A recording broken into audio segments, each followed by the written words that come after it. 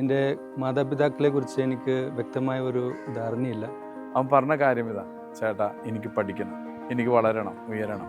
Ambulance ഓടിക്കാനും അവിടുത്തെ രോഗികളെ ശുശ്രൂഷിക്കാനും ആ ഒരൊറ്റ ആഗ്രഹം അവൻ പ്രകടിപ്പിച്ചതോടുകൂടി പിന്നെ എൻ്റെ കൈവിട്ടിട്ടില്ല. അണ്ണാമലയായിരുന്ന ഇന്ന് ഞാൻ അറിയപ്പെടുന്നത് ഫാദർ വിവേക് മാർട്ടിൻ എന്നാണ്. എൻ്റെ മാതാപിതാക്കളെ കുറിച്ച് എനിക്ക് വ്യക്തമായ ഒരു ധാരണയില്ല. ഒരു ദിവസം ഷൊർണൂർ റെയിൽവേ സ്റ്റേഷനിൽ വെച്ച് റെക്സി ഡാഡിനെ ഞാൻ പരിചയപ്പെട്ടു. എൻ്റെ ശുശ്രൂഷ ജീവിതത്തിലെ ഏറ്റവും വലിയൊരു പ്രത്യേകതയായിരുന്നു ഓരോ ദിവസവും ഓരോ പുതിയ മക്കളെ കണ്ടെത്തുക, അവരെ സ്വന്തമാക്കുക എന്നുള്ളത്. ഈശോയ്ക്ക് വേണ്ടി ഓരോ ആത്മാക്കളെ നേടുക എന്ന ആ ദൗത്യം ആയി ഞാൻ മുന്നോട്ട് പോകുമ്പോൾ ഞാൻ വിവേക് മാർട്ടിനെ പരിചയപ്പെടുന്നത് ഷൊർണൂർ റെയിൽവേ സ്റ്റേഷനിൽ വെച്ചാണ്. അവൻ പറഞ്ഞ കാര്യം ഇതാണ്: ചേട്ടാ, എനിക്ക് പഠിക്കണം, എനിക്ക് വളരണം, ഉയരണം. ആ ഒരൊറ്റ ആഗ്രഹം അവൻ പ്രകടിപ്പിച്ചതോടുകൂടി പിന്നെ എൻ്റെ കൈവിട്ടിട്ടില്ല. ആൾ നേരെ ഞാൻ അട്ടപ്പാടിയിലേക്ക് കൊണ്ടുവന്നു. അവിടെയായിരുന്നു അവൻ്റെ ബാല്യഘട്ടം. അവിടെ വെച്ച് ഒത്തിരി ആൾക്കാരുടെ സ്നേഹവും സംരക്ഷണവും എന്നെ വളരെയേറെ സ്പർശിക്കുകയും അവിടെ വെച്ചാണ് ഞാൻ ദൈവത്തെക്കുറിച്ച് അറിയുകയും ദൈവത്തിൻ്റെ വചനത്തെക്കുറിച്ച് സംസാരിക്കുകയും വായിക്കുകയും ചെയ്യുക. ഇവൻ്റെ ജീവിതത്തിൽ മാർട്ടിൻ ഡിപ്പോറസിൻ്റെ ഒരു അനുഭവം അവനുണ്ടായിരുന്നു. അങ്ങനെയാണ് മാർട്ടിൻ ഡിപ്പോറസിൻ്റെ ആ ഓർമ്മ നിലനിർത്താൻ വേണ്ടിയാണ് അവൻ ആ പേര് തന്നെ കൊടുക്കാൻ കാരണം. വളരെ അനുസരണയുള്ള വ്യക്തിയാണെങ്കിലും എപ്പോഴും ശാന്തത ഇഷ്ടപ്പെടുന്ന ഒരാളായിരുന്നു. മാറി നിന്ന് പ്രാർത്ഥിക്കാൻ, മാറി നിന്ന് അല്പസമയം ചിന്തിക്കാനൊക്കെ പലപ്പോഴും ശ്രമിക്കുമായിരുന്നു. ദേഷ്യമോ അതിൽ കൂടുതലാണ്. ദേഷ്യപ്പെടും, നല്ലവണ്ണം ദേഷ്യപ്പെടും. വിഷമം വരുമ്പോൾ നല്ലവണ്ണം കരയും. പക്ഷേ അവൻ്റെ പ്രത്യേകത എന്താണ്? അന്നുള്ള കാര്യങ്ങൾ തുറന്ന് പറഞ്ഞ് അവൻ്റെ മനസ്സ് അവൻ ഫ്രീ ആക്കും. അങ്ങനെ എപ്പോഴും ഒരു ഓപ്പൺ മൈൻഡഡ് ആയിട്ടുള്ള ഒരു മകനായിരുന്നു വിവേക് മാർട്ടിൻ. അവിടെ 2 വർഷക്കാലം ഞാൻ അവിടെ താമസിച്ചു. അവിടെ പാട്രിക് പപ്പയും മനു അമ്മയും ജോൽഫിമമ്മയെയും സിമി ചേച്ചിയും ജോസി ബ്രദറിനെയും കുറേ ആൾക്കാരുടെ സ്നേഹവും സംരക്ഷണവും എനിക്ക് കിട്ടി. ആ ബാല്യഘട്ടം വളരെ മനോഹരമായിരുന്നു. കാരണം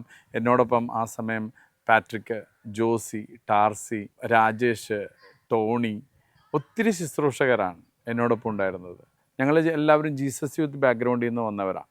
ജീസസ് യൂത്തിലൂടെയാണ് ഞങ്ങൾ ഈശോയെ കൂടുതൽ അറിയുകയും അങ്ങനെ ഒന്നു ചേർന്ന് ഞങ്ങൾ രക്ഷാവില്ല ഫോം ചെയ്യുകയും അങ്ങനെ അട്ടപ്പാടിയിലൊരു കൊച്ചു കൂടാരത്തിൽ കുഞ്ഞുമക്കളോടൊപ്പമുള്ള ജീവിതം. ആ സമയത്താണ് വിവേകിൻ്റെ വരവ്. അവിടെ നിന്ന് ഞാൻ 2 വർഷക്കാലം അവിടെ താമസിക്കുകയും വീണ്ടും ഞാൻ കൊച്ചിയിലേക്ക് വരികയും എന്നെ സെൻറ്റ് ലൂയിസ് സ്കൂളിൽ വെച്ച് എനിക്ക് അഡ്മിഷൻ എടുത്തു തരികയും 8ാം ക്ലാസ് വരെ ഞാൻ അവിടെ പഠിക്കുകയും ചെയ്തു. പിന്നെ ഞാൻ പച്ചാളത്തേക്ക് വരികയും 8ാം ക്ലാസ് തൊട്ട് 10ാം ക്ലാസ് വരെ അവിടെ പഠിക്കുകയും 10ാം ക്ലാസ്സിൽ വെച്ച് ഞാൻ സ്കൂളിലത്തെ ലീഡറായിരുന്നു. നല്ല പഠനം പൂർത്തിയാക്കുകയും 10ാം ക്ലാസ് കഴിഞ്ഞപ്പോൾ ഞാൻ ഡാഡിനോട് എൻ്റെ ആഗ്രഹം ഞാൻ പ്രകടിപ്പിച്ചു, എനിക്കൊരു അച്ഛനാകണം. അദ്ദേഹം ആദ്യം എന്നെ പ്രോത്സാഹിപ്പിച്ചില്ല. അദ്ദേഹം പറഞ്ഞു വെയിറ്റ് ചെയ്യുക. പിന്നെ ഞാൻ +1 +2 വരാപ്പുഴ രൂപതയുള്ള വിദ്യാനികേതനിൽ പഠിക്കുകയും +1 +2 പൂർത്തിയാക്കി കഴിഞ്ഞ് വീണ്ടും ഞാൻ ഡാഡിയോട് എൻ്റെ ആഗ്രഹം പ്രകടിപ്പിച്ചപ്പോൾ അദ്ദേഹം വീണ്ടും പറഞ്ഞ് കുറച്ചുകൂടി വെയിറ്റ് ചെയ്യുക. പിന്നെ 2-3 വർഷക്കാലം ഞാൻ വർക്കിന് പോവുകയും ഡാഡിയോട് വീണ്ടും ഞാൻ എൻ്റെ ആഗ്രഹങ്ങൾ പ്രകടിപ്പിച്ചു. ഡാഡി എന്നെ വിൽസൺ വാര്യത്ത് അച്ഛൻ്റെ അടുത്ത്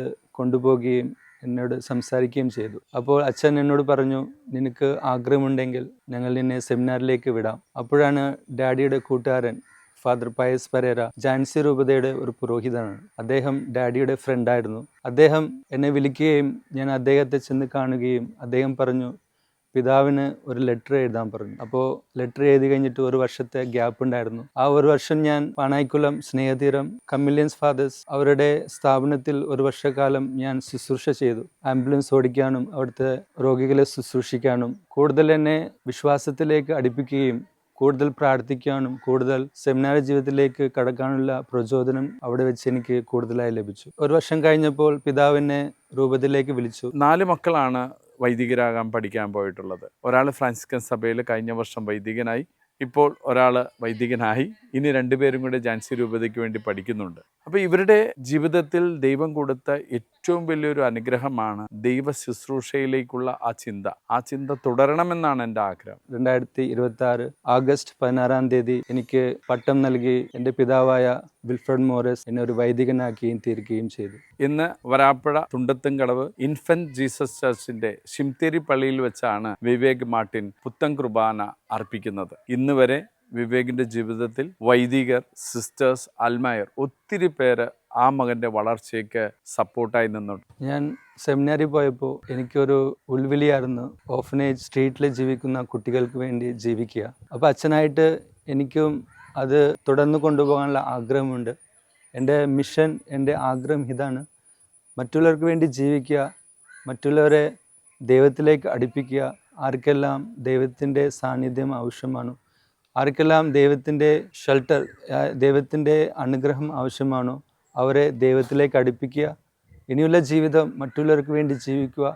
ഇനി ഒരു അവസരം കിട്ടിയാൽ കുട്ടികളെയും വളർത്തുകയും പാവപ്പെട്ട കുട്ടികൾക്ക് വേണ്ടി ജീവിതം അർപ്പിക്കുകയും ചെയ്യാനാണ് എൻ്റെ ആഗ്രഹം.